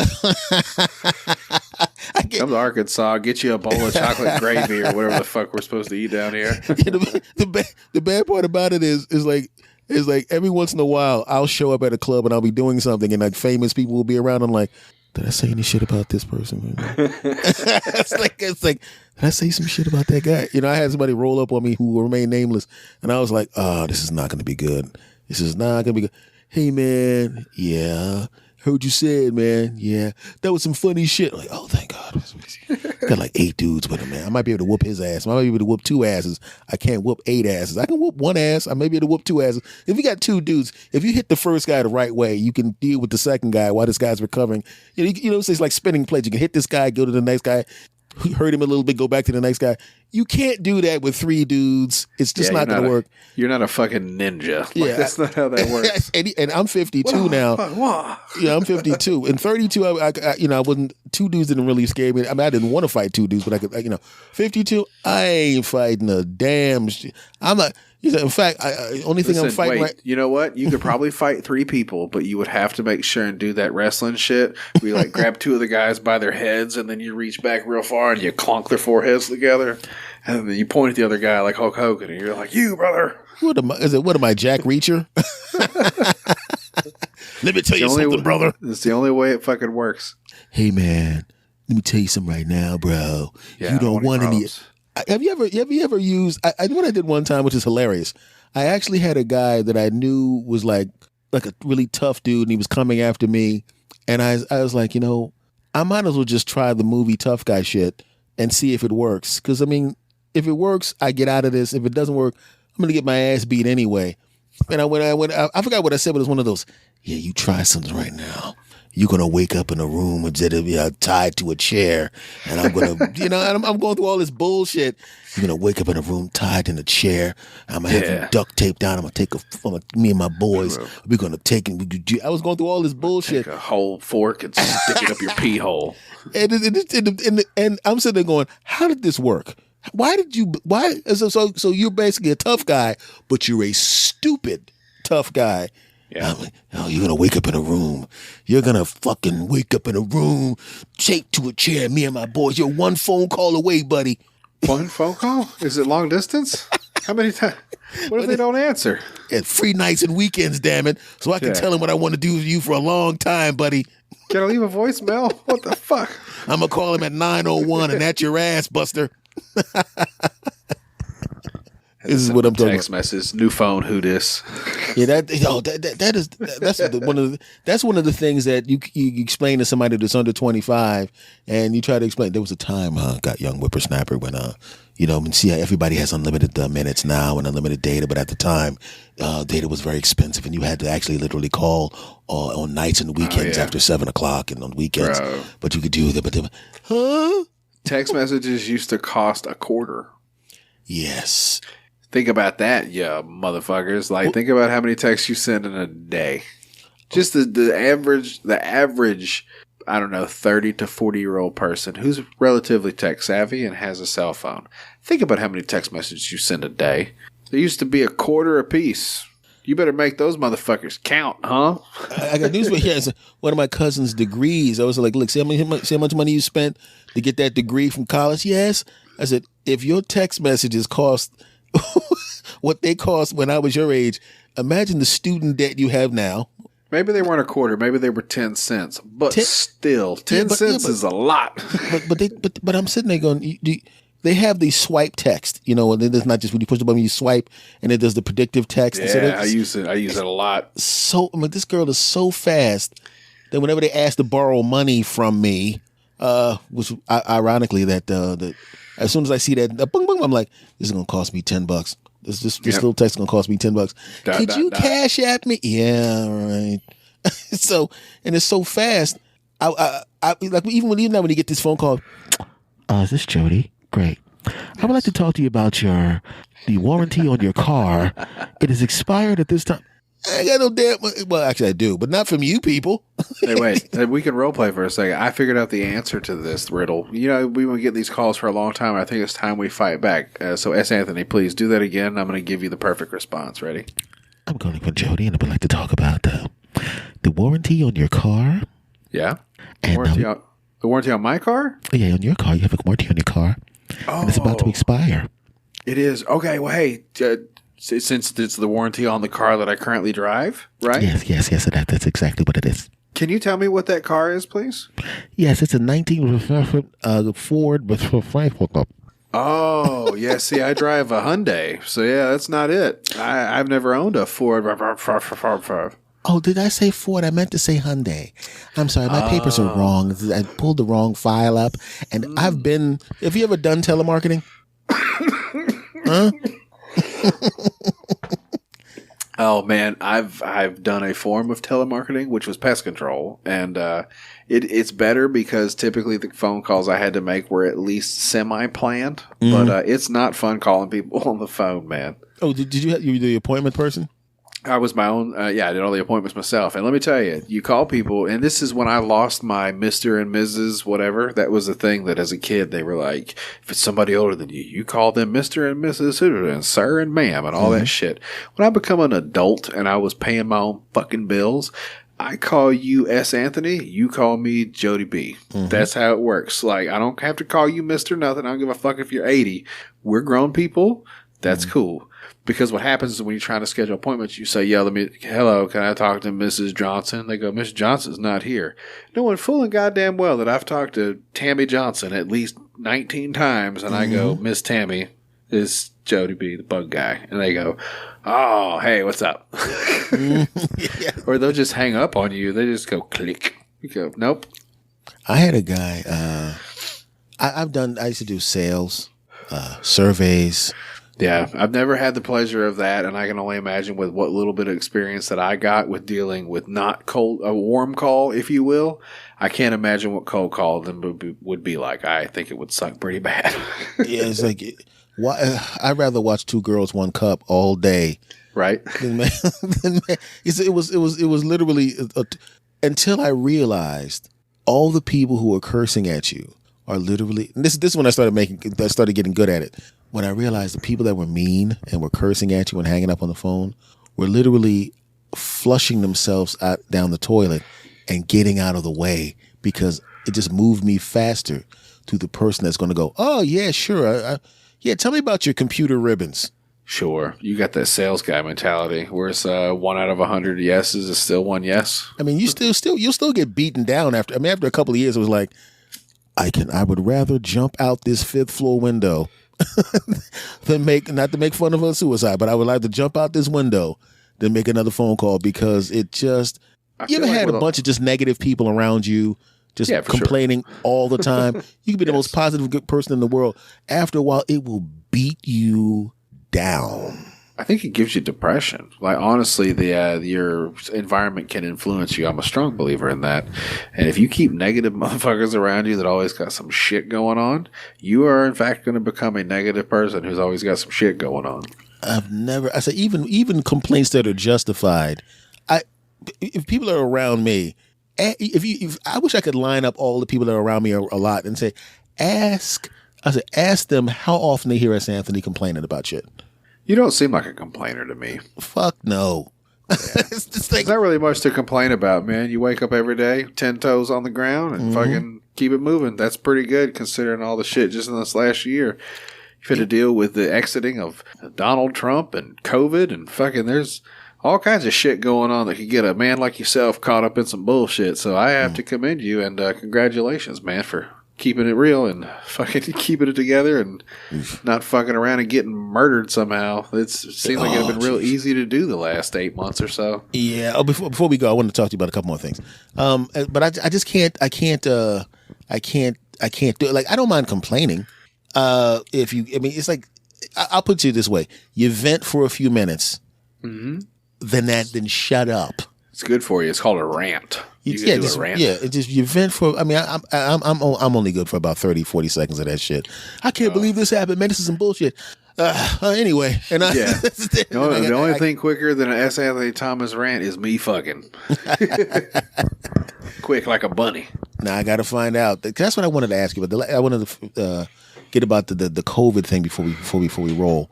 How bad did you get crushed where you are? Not too bad, man. I don't know the exact statistics. A couple thousand. My buddy's dad died. That wasn't great. You know, a lot of carelessness. People doing weddings and, you know, just kind of getting back into the swing of things too quick without at least protecting themselves. And, you know, unfortunately, it just kind of got his ass. Yeah, man, that's the thing about it. It was like my uncles died a few years ago. They were sick anyway. Yeah, I remember you told me like one of them had cancer, the other one had a bad kidney or something. Like it was like two died within a year, and the one that I was driving around with all the time to take care of those two. It was almost once they died, then he died like a year later. So it was almost like he did what he was supposed to do because he was sick his damn self. Sure, you know. But those two were like one was like he's dead. We know he's going to die. It's like there's no medical nothing. It's he's going to die. That's the one with the cancer. The other one, you know, he was sick, but you know he had a decent shot. It didn't look good, but he had a shot, and then all of a sudden it was like gone. You know. Yeah. No. Right, but the thing is, when I think about the COVID would have absolutely killed them immediately. Yeah, probably, huh? Were they in like nursing homes or assisted living or anything like that? Yeah, for sure. They would have been, you know. And my uncle, I thought about it. I spent every day with those dudes off and on because of their illness and seeing them and taking them to the hospital, taking them to chemotherapy and therapy and getting their medicines and all of that. Yeah. I would have not been, people I was seeing and helping take care of, I would have been able to get anywhere near them for a year.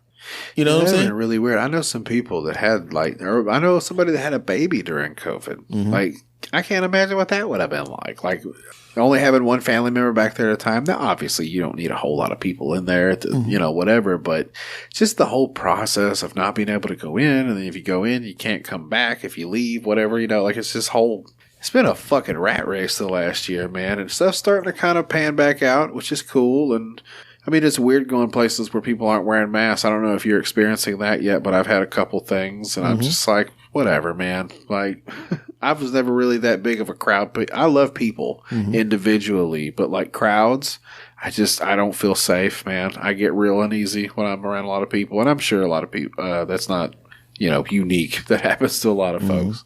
Well, in my specific area, New Jersey, and my hometown in Philadelphia, they have lifted a whole lot of stuff. Yeah. So I can go down to Philadelphia. I can go visit my family in Philadelphia. Well, finally, and you got the shot, didn't you? I got the 2 shots. Yeah. Moderna. Did you get jammed in the arm? 2 shots. Yeah, I got a funky cold Moderna because my wife said so. And I've talked about it on my show. Like, I thought I was going to take a stand, but then I remembered that my wife was smarter than me. And I was like, yeah, you're probably right. So you got the, what happened? Did you get the, I talked to people and they got the first shot. All they got was the little pain in the arm. Yeah. And then the second shot, it put a whole bunch of people on their asses. Actually, it's funny you mentioned it because it's a tweet I had the other day because people were bitching about the thing. And I said, I listened to everybody complain about it knocking them down. Like, I felt like shit. One guy said, I had convulsions for 45 minutes after I got, and I just said, I didn't even notice I got the second shot, to be honest with you. And I was fighting a sinus infection at the time, and I got legit worried. I was like, fuck, I'm going to mess around and get really sick. I didn't even notice. Like the second time I even rubbed my arm to make sure that it didn't get all, you know, swollen and fucked up like it does. Yeah, man. Like, I don't know. Maybe you guys are just pussies. Fucking somebody told me the second shot, if you got sick on the second shot, that was your immune system acting wacky. I got a great immune system. So, sorry. I got the first shot in the arm. I'm glad you survived. I'm glad you survived in particular if you got sick. But what I'm saying is, and the other day I was feeling a little saucy and these kids were complaining. I said, if you're going to sit here and try to justify getting a little sick from a shot from somebody that's literally been shot in the face, I'm going to be like, like, did you die though? Like, but hold on, but did you die? No. Okay. You tweeted about it. You're good. The first shot, I didn't even know the needle was in my arm. I didn't even feel it, and I felt nothing. My arm didn't get sore, nothing. Yep. I get the second shot. I didn't even get this. I got literally the way I felt the day before I got the first shot was the way I felt after I got the first shot and the second shot. I had zero side effects, nothing. Almost like it didn't even happen. I was like just what a fucking letdown, huh? I'll be honest with you. I had the show scheduled to talk to people like this, and I cleared out 4 days just in case because my sister was like, "I got the second," and the second shot put her down, and I'm like, "Ah, oh, Jesus Christ!" I get the second shot.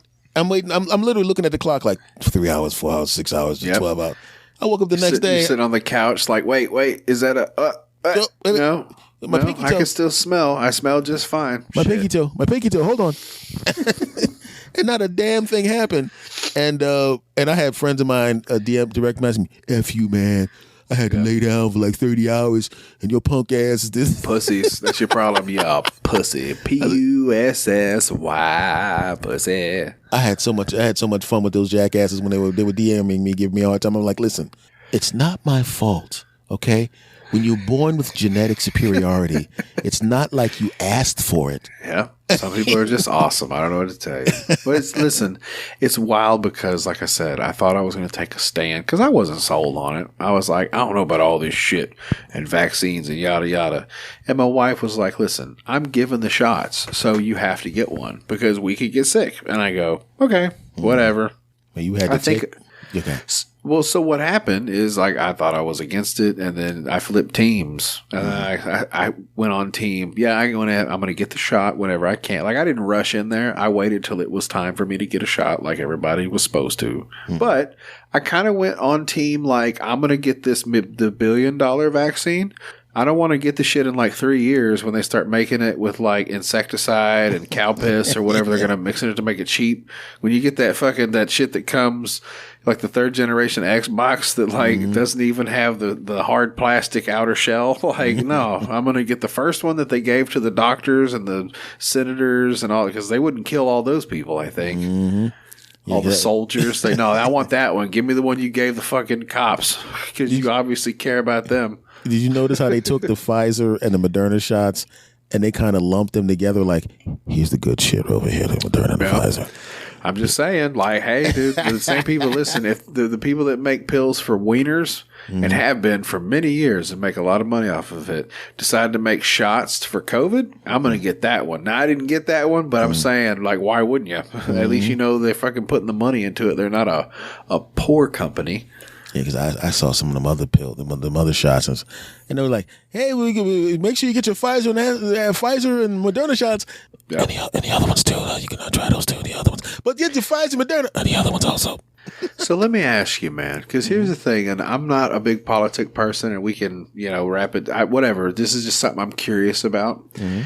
So, like, you've had your shots now, so technically you've got your little card. I don't know if you got your card on you, but I carry mine in my wallet just in case. Yep. Like, is it not a little crazy that they're starting to lean into that? Like, you can't come places without showing your fucking little card. Or, like, my boss, legally, my company cannot tell me to get a shot. Like, they can't do that. Mm-hmm. But they offered free ones. They said, you guys can get a shot whenever, that opened up. We'll pay for it. Cool.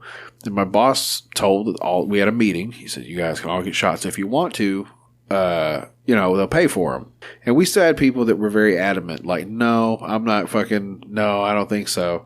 And my boss was just like, listen, I get it. If you don't want to get it, that's fine. He said, but here's the thing. And this is coming from my boss. He goes, I can't promise you that in the future with our insurance stuff, he goes, if they offered you a COVID shot and you didn't take it, and then you fuck around and get COVID and end up in the hospital on a respirator, clinging to dear life, like, they might not pay for that because they offered you the fucking shot and you didn't take it. And I go, oh shit. Like, they're playing hardball, dude. Like, and what if that happened? Wouldn't that be some fucked up shit, dude? You've been working for a place for 20 years, paying into your insurance, and every month you're like a saint. Your shit comes out on time. You pay your thing. You get your deductible. You barely go to the fucking doctor, and you get the COVID, and you end up on a respirator. You need an ambulance ride. Like, you're fucked up 6 ways from the weekend, and they go, well, we offered you the shot, and you didn't take it, so no, we're good. This is a COVID liability. We're just gonna Hey man, look, they do that to people for many things, you know, and they do it for all kinds of shit. So it's just like the idea that they would just be like, "We told you." That's another thing we could put on our list to fuck you right in the butt. You knew it was coming. First of all, as soon as you saw what this was, you knew that was coming. You know, and so yeah, I mean, let's be honest. First of all, the first thing what the nurse said to me was, "You should take a picture of your card." Yeah. And have it in your phone just in case you don't have your card on you. And I had already, of course, I mean, who hadn't figured that out? But look, whenever they get another weapon to use against people, you know what I mean? Whenever they get leverage to use against people, they're going to use it. And this is a wonderful way to get because how many people, I mean, you see articles all the time and you read about it all the time where someone's like, I don't think it's real. And then the next thing you know, they're in the hospital with a tube down their throat, and they're writing on a dry erase board. Oh shit, it's real. I need to make a new T-shirt that says "I survived 2020, and all I got was this lousy vaccine card." But I don't want to. I survived COVID. That's all I got was this card. Like a friggin' shirt with COVID would circle around it with a slash through it. Because I wonder, but the thing is, it's just that you knew that. People go, oh, you're gonna have to use a COVID card. Look, man, when it gets to this kind of point, I mean, I don't like carrying cards, and I got to get it up. I got to get a passport, and you got to get one of what's that? The real ID? It's like, what? I already got a license, man. Yeah. You should be happy I got my fucking license. Haven't you watched Cops? Black people don't ever have a driver's license on them. I got mine. God damn it. Titties and no license. As you see on Cops, dude, tits and no license. So it's like, how many more things you're gonna have to have? Think about it, you're gonna have to have a real ID plus your vaccine card. Yep. I gotta have for my job. I have to have a FDAC. I forget what the fuck it is. Whatever. It's an inspection card for my physical stuff. I got to present it if in case I get pulled over. So I got all these cards in my wallet, dude, that just show like, hey, he's all right. I mean, let's be honest. It's only a matter of time for and I know this sounds like a conspiracy theory, but let's be honest. I mean, if you look at you're getting a chip that's coming. So I don't know when. I mean, we basically got a chip now called your phone. Yeah. It's only a matter of time. Because to put those chips under your skin is really easy. Oh, that's Anthony. I forgot to tell you, my wife's favorite joke throughout the COVID was, you know the hardest part about giving COVID shots? Mm-hmm. It's making sure that you only get one chip per shot when you draw them out of the vial. Ah. He'd get double. He's in two places at once. Did you put 2 chips in him? It's kind of silly. If they don't need a chip, they got your cell phone, man. Unless you got a jitterbug like Granny Sweetbutt it's only got like 3 buttons on it. You know what I'm saying? Like if you got a smartphone, they got you, dude. And you're not that interesting. That's the funny part. People get so mad. They might be listening to what? You jacking off to fucking YouPorn or yelling at your kids for watching too much Minecraft fucking YouTube videos? Like, nobody cares. Like, shut the fuck up about your fucking, the government's listening. If the government's listening to you, you're doing something fucked up. They might have access to you, sure, but that's because you carry around a computer in your pocket. The government's listening, man. You have 900 guns and bombs in your basement and weed. Of course they're listening to you. Yeah. And if somebody goes, somebody literally asked me, aren't you afraid the government's listening? I'm going, I host 2 shows. Yeah, I literally posted on the internet. And I was like, I'm begging for people. The government, listen. CIA, FBI, come and check it out, bitch. Fucking po'boys.com, not po'boys.com, Po'boys Podcast. Google it. You can find all my shows, and that's fine. Like, I don't care what government agency you work for. If you're listening, help. Go listen to my show. The CIA is listening to you. How many people are in the CIA? Oh, 30,000. Oh, man, 30,000 downloads. Yeah, that does not reflect my download count, but I'll take it. But I never understood. That's one of the things about being a podcaster and or a comedian is people will come and try to embarrass you with some stuff that happened to you. And I'm going, that was in episode 104. Well, how about that time episode 79? Well, what about when episode 306? I love it so much. Fucking, it's all there, baby. It's all there. My friend, the time has come. You cool bastard. Thank you for coming on, man. Yeah, man. It's always a pleasure to get to talk to you. Yeah, thank you for having me, man. It's always a pleasure to get to come and talk to Hot Chocolate Santy and Mr. S. Anthony Thomas. And, yeah, thanks for having me. I thought that shit was going to be wild a little bit after Delvin's fucking 200th episode, but it turns out everything's been okay so far. I haven't been canceled or fucking yelled at yet, so it worked. Well, I just have one thing to say. It's all been a setup. This show is not actually being recorded. I just wanted to get you. FBI, come on in now. FBI, crash in there.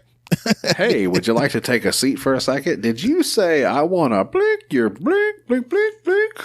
I'm just wondering how many things, if either one of us somehow becomes like Rogan sized, how many things in the old episodes that people are going to take out of context and they're going, I was obviously joking. You know what I mean? Yeah. I think it's going to be a lot. I think it's funny. Like, I'm not famous, so you can't cancel me, man. Good luck. But the thing is, you never know.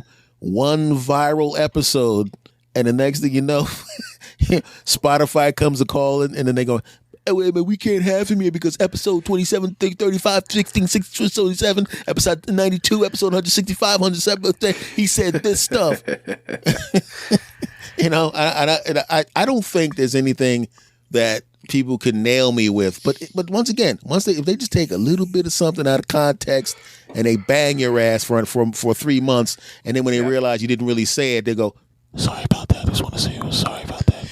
Yeah, sorry. I mean, I'm definitely exposed, but the good news is I share the name of a bunch of women. So if you Google Jodie B on the thing, you're going to find a bunch of women. And unless you put podcast, and then you're going to find my podcast.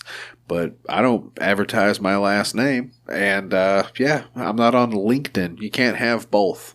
So good luck, motherfucker. Indeed. My friend, thank you, my brother. We'll talk. We'll continue to torture each other on social media, my brother. Yeah, well, hey, this is one thing. It's my patent pending trademark. Hey, if you would like to contribute to the Po Boys podcast, here's what you do. You go to biobidet.com, use promo code Po Boys.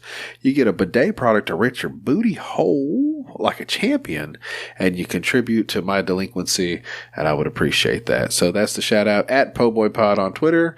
Go fuck your mother's tits. Ladies and gentlemen, Mr. Jodie B. Okay. Hey, take care, my brother. Yeah, buddy.